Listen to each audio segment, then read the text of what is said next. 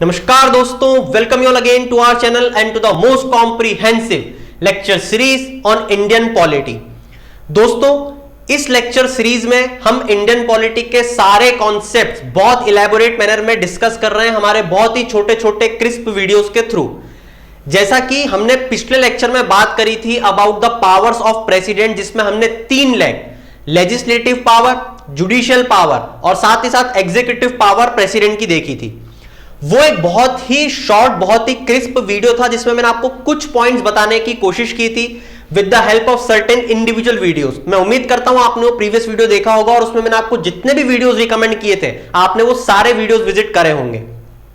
इस लेक्चर में मैंने उसी इमेज को कुछ कट शॉर्ट करके आपके लिए गवर्नर की पावर्स को यहां पे लिखा हुआ है।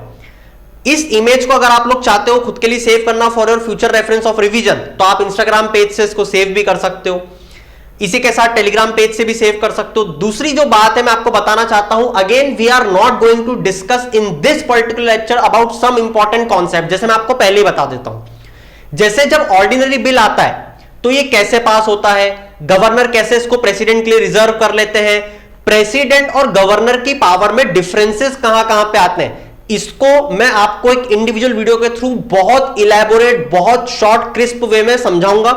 इन चीजों को हम यहां पे इस लेक्चर में डिस्कस नहीं करेंगे। साथ ही इमरजेंसी प्रोविजंस में कैसे गवर्नर की पावर और प्रेसिडेंट की पावर जो होती हैं वो रूल आउट करती हैं, उसका इंप्लीमेंटेशन होता है, ये भी हम यहां पे नहीं देखेंगे। ये हम इमरजेंसी प्रोविजंस में जब पढ़ेंगे। तो अगर आपने इस पूरी लेक्चर सीरीज को रिलीजियसली फॉलो कर लिया तो I am assuring you nothing will be left in Indian polity which you can't answer in any examination। ठीक है दोस्तों, तो जैसा हमने प्रेसिडेंट की पावर पढ़ते टाइम किया था मैं आपको वैसे ही लेके चलूंगा। सबसे पहले हम यहां पे भी डिस्कस करेंगे एग्जीक्यूटिव पावर। थोड़ी सी लाइट की प्रॉब्लम हो सकती है, चिंता बिल्कुल मत करिएगा, मैं आपको बिल्कुल पॉइंट जॉट डाउन करवा दूंगा। बहुत ही आसान सी बात है, हर जगह सिर्फ रिप्लेस होगी। मैं आपको बताऊंगा प्रेसिडेंट किस जगह गवर्नर को बैठाना है और पार्लियामेंट की जगह स्टेट लेजिस्लेटिव असेंबली को बैठाना है, क्योंकि स्टेट लेजिस्लेटिव असेंबली तो हर स्टेट में, मगर लेजिस्लेटिव काउंसिल हर स्टेट में तो है नहीं। तो यहां से क्वेश्चन उठ गया पहला। मुझे नीचे कमेंट बॉक्स में बताओ कि लेजिस्लेटिव काउंसिल जो है वो कितनी स्टेट्स में, 5, 6, 7, 8। ठीक है, तो ये आपका सवाल बन गया, और खासकर जम्मू कश्मीर के बाद में। ठीक है, तो दोस्तों चलो, एग्जीक्यूटिव पावर किसकी? एग्जीक्यूटिव पावर गवर्नर की एग्जीक्यूटिव पावर। और गवर्नर की पोस्ट कहां से निकलती? तो सबसे पहले तो ये पढ़ो, तो article 153 says we shall have a governor for every state. ठीक है, तो powers and functions of governor कहां से निकलेगी? आर्टिकल 153 से। प्रेसिडेंट साहब कहां से आए थे? वो आए थे 52 से आर्टिकल। तो चलो, एग्जीक्यूटिव पावर ऑफ गवर्नर, सारे एग्जीक्यूटिव एक्शंस स्टेट में जो भी लिए जाएंगे वो लिए जाएंगे under the name and seal of the governor. बिल्कुल कैसा, जैसा ऊपर हो रहा था पार्लियामेंट में, कैसा? प्रेसिडेंट जी के नाम से। तो all executive actions of government is taken on his name और हर नेम। साथ ही गवर्नर भी इजी या कन्वीनियंट ट्रांजेक्शन हो पाए स्टेट गवर्नमेंट का, इसके लिए रूल्स जो है वो बना सकते हैं। गवर्नर साहब अपॉइंट करेंगे किसको? सीएम, और सीएम के साथ अदर मिनिस्टर्स को, जैसा हमने प्रेसिडेंट साहब के साथ देखा था जहां पे मैंने आपको काउंसिल ऑफ मिनिस्टर्स पढ़ने के लिए बोला था। तो यहां पे क्या होगा? गवर्नर साहब सीएम साहब को अपॉइंट करेंगे और सीएम साहब के बोलने पे ऐसा होता है जनरली कि बाकी मिनिस्टर्स को अपॉइंट किया जाता है। अब ये सारे होल्ड करेंगे office during pleasure of governor, जैसा मैंने आपको वहां पे समझाया था, अब आप समझ ही रहे होगे। तो ड्यूरिंग प्लेजर ऑफ गवर्नर ये सारे पोस्ट होल्ड करेंगे। साथ ही साथ 4 स्टेट में ट्राइबल वेलफेयर मिनिस्टर जो है इसको भी गवर्नर साहब अपॉइंट करेंगे। ये ट्राइबल वेलफेयर मिनिस्टर होंगे झारखंड, छत्तीसगढ़, ओडिशा और मध्य प्रदेश में। इसी के साथ अब प्रेसिडेंट साहब क्या कर रहे थे? Attorney general of India. ये क्या करेंगे? ये एडवोकेट जनरल ऑफ इंडिया। जब स्टेट की बात चलती है दोस्त तो एडवोकेट जनरल ऑफ इंडिया आ जाता है। साथ ही साथ स्टेट इलेक्शन कमिश्नर को भी कौन अपॉइंट करेगा? उसको अपॉइंट करेंगे गवर्नर साहब। मगर स्टेट इलेक्शन कमिश्नर को रिमूव किसके जैसे किया जाता है? जज ऑफ हाई कोर्ट के जैसे, ये याद रखना है। इसी के साथ हमारे गवर्नर साहब चेयरमैन और मेंबर्स को अपॉइंट करते हैं किसके? स्टेट पब्लिक सर्विस कमीशन के जैसे, एमपीपीएससी जैसे, महाराष्ट्र पीएससी। ठीक है, मगर ध्यान रखना कि ये जो मेंबर और ये जो चेयरमैन होते हैं इनको हटाने की जो अथॉरिटी है वो रहती है प्रेसिडेंट साहब के पास। इसी के साथ हमारे गवर्नर साहब जो हैं, वैसे ही जैसे प्रेसिडेंट साहब हमारे प्रधानमंत्री जी से, पीएम साहब से कोई भी इंफॉर्मेशन ले सकते थे, वैसे ही हमारे गवर्नर साहब भी सीएम से कोई भी इंफॉर्मेशन ले सकते हैं। साथ ही साथ आर्टिकल 167 में हमारे सीएम साहब को यह ड्यूटी दी हुई है हमारे संविधान ने कि उनको सारी चीजें कन्वे करनी है, किसको? गवर्नर साहब को। तो ये हमने बात करी। इसी के साथ एग्जीक्यूटिव पावर में one of the most important role which is played by the governor as of my concern is he recommend for the imposition of constitutional emergency. Constitutional emergency क्या होती है? जब गवर्नर साहब को ऐसा लगने लग जाए कि कॉन्स्टिट्यूशनल मशीनरी जो है पर्टिकुलर स्टेट में फेल हो रही है, तो वो किसके लिए रिकमेंड कर देते हैं कि साहब आओ कॉन्स्टिट्यूशनल इमरजेंसी लगा दो, प्रेसिडेंट रूल लगा दो। ठीक है, इसको हम इमरजेंसी प्रोविजन से बहुत इलैबोरेटली पढ़ने वाले हैं, तो ये हम यहां पे देखेंगे। इसी के साथ स्टेट में जितनी भी यूनिवर्सिटी होती हैं, आप जिस भी यूनिवर्सिटी से पढ़े हो, उसके बाय डिफॉल्ट चांसलर जो हैं वो गवर्नर साहब हो जाते हैं। आपने बहुत बार देखा होगा कि यूनिवर्सिटीज में बहुत बार गवर्नर को स्पीच देने के लिए बुलाया जाता है। आपने सोचा कभी ऐसा क्यों? क्योंकि वो यूनिवर्सिटी के बाय डिफॉल्ट चांसलर बन जाते हैं जैसे ही गवर्नर बनते हैं। ठीक है, इसी के साथ जो वाइस चांसलर होता है उसको आप सब जानते हो। ऐसा क्यों? क्योंकि वो सारे काम करता है तो आपको दिखता रहता है। तो वाइस चांसलर को जो रहता है, जो सारे काम करता है, जो आपको दिखता रहता है, उसको अपॉइंट करने वाली जो अथॉरिटी, जो बॉडी है या जो पर्सन है, वो कौन है? हमारे गवर्नर साहब। तो ऑल्सो अपॉइंट्स वाइस चांसलर। तो बहुत ईजी था, हम एग्जीक्यूटिव पावर खत्म कर चुके हैं क्योंकि हम प्रेसिडेंट से कंपेयर कर करके पढ़ रहे हैं। तो आप ऑलरेडी प्रेसिडेंट तो पढ़ चुके हो, तो इस कारण से बहुत ईजी चीजें दिख रही होगी आपको। वैसे ही जल्दी से जुडिशियल पावर पढ़ लेते हैं गवर्नर की। अब देखो दोस्तों, यहां पे जो जज ऑफ हाई कोर्ट थे, हमने क्या पढ़ा था? जज ऑफ हाई कोर्ट मतलब स्टेट में रहते ना हाई कोर्ट, तो इससे कंफ्यूज मत हो जाना कि जज ऑफ हाई कोर्ट गवर्नर नहीं। जज ऑफ हाई कोर्ट हम प्रेसिडेंट में ऑलरेडी पढ़ चुके हैं। तो judicial power regarding the governor, यहां पे फिर गवर्नर साहब क्या करेंगे?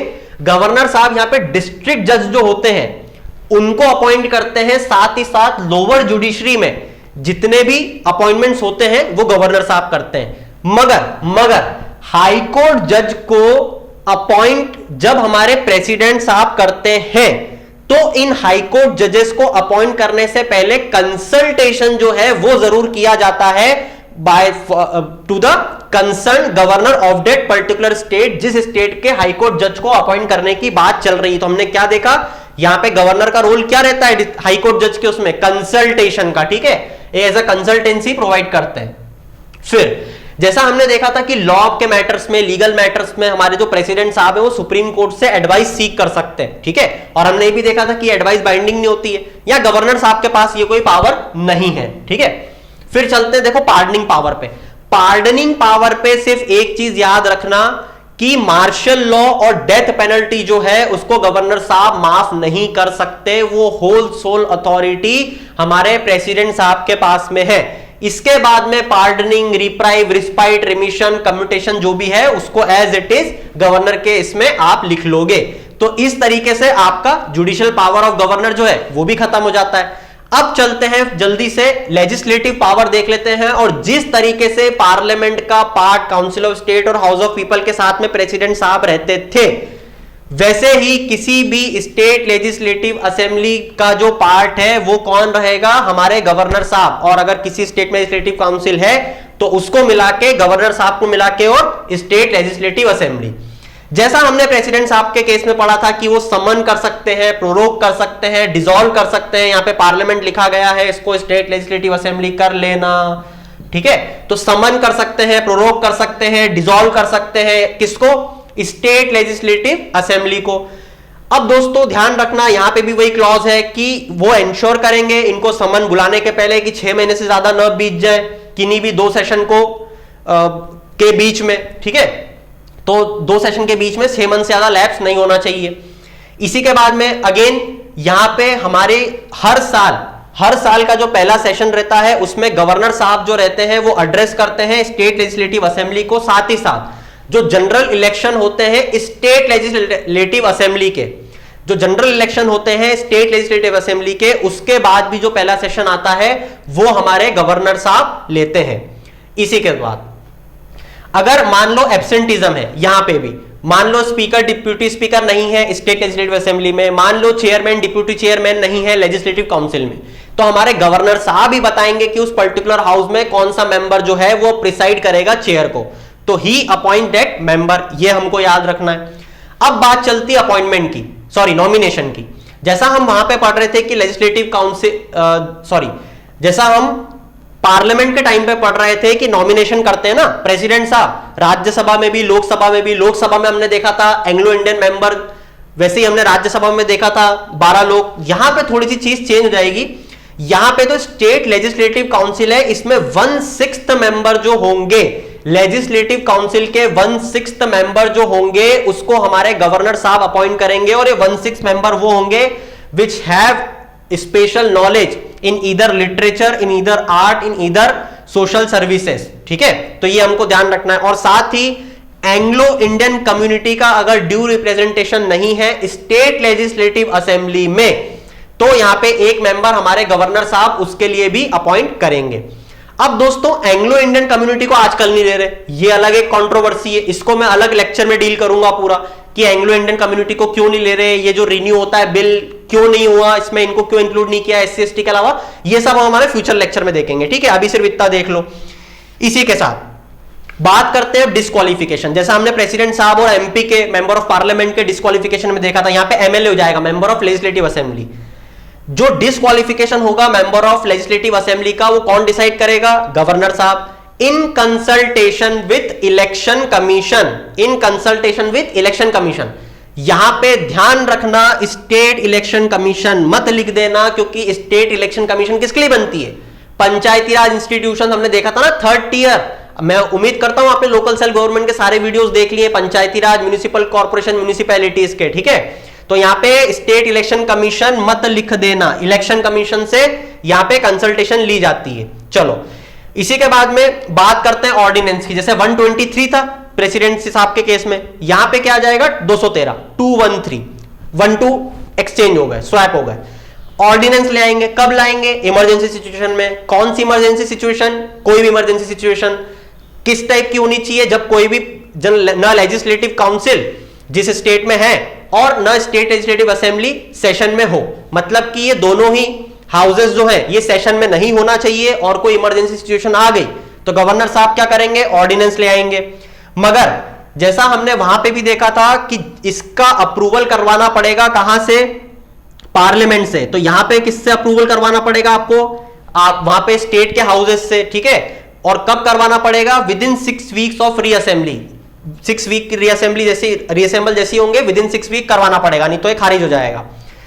इसी के साथ साथ जब तक ये ऑर्डिनेंस रहेगा, it will act as an act of state legislative assembly, हमको ये भी ध्यान रखना है। और certain category of bill pay बात करते हैं। प्रेसिडेंट साहब के केस में हमने ये पॉइंट देखा था कि कुछ तरीके के बिल होते हैं which require prior permission of the president.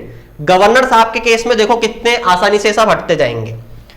To reorganise states, to reorganise states अगर आपको ये बिल पेश करना है तो you require prior permission of the president in the case of ऊपर पार्लियामेंट वाला।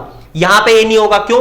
Because to reorganise states the whole sole authority was given to the parliament under article, नीचे कमेंट बॉक्स में बता दो, तो ये हट गया। फिर मनी बिल, हाँ मनी बिल को अगर आप पेश करते हो तो गवर्नर साहब की परमिशन लगेगी। उसके बाद में बिल्स अफेक्टिंग इंटरनेशनल ट्रेड, इसमें गवर्नर साहब की परमिशन नहीं लगेगी। क्यों? क्योंकि इंटरनेशनल ट्रेड जो है वो इनकी स्टेट की लिस्ट में ही नहीं आता, इसको हटाओ। Affecting taxes in which states are interested, अगर ये हुआ भी तो ये तो मनी बिल में आ जाएगा। तो जो भी अफेक्टिंग ऐसे टैक्सेस है विच इन विच स्टेट्स आर इंटरेस्टेड, तो ये चीज हो नहीं सकती। तो इस तरीके से आपका कंक्लूड होता है क्या? Legislative power. तो ये होलसोल एक डिस्क्रिप्शन था about the powers of governor, 3 lakh legislative, executive, judiciary. मैं उम्मीद करता हूं आपको लेक्चर बहुत अच्छा लगा होगा, बहुत शॉर्ट, बहुत क्रिस्प रखने की कोशिश की थी मैंने। अगर लेक्चर अच्छा लगा हो तो you can subscribe to our channel as we regularly upload this kind of videos. Also stay tuned for our future lectures in which we are going to discuss very elaborately about the governor, president, their powers, emergency provisions regarding the passing of bill, what powers they both constitute with an ordinary bill. तो इन सब मुद्दों पे हम आगे चल के बात करेंगे। तो दोस्तों उम्मीद करता हूं लेक्चर अच्छा लगा होगा। In the end keep shining, have a good day, thank you for hearing us.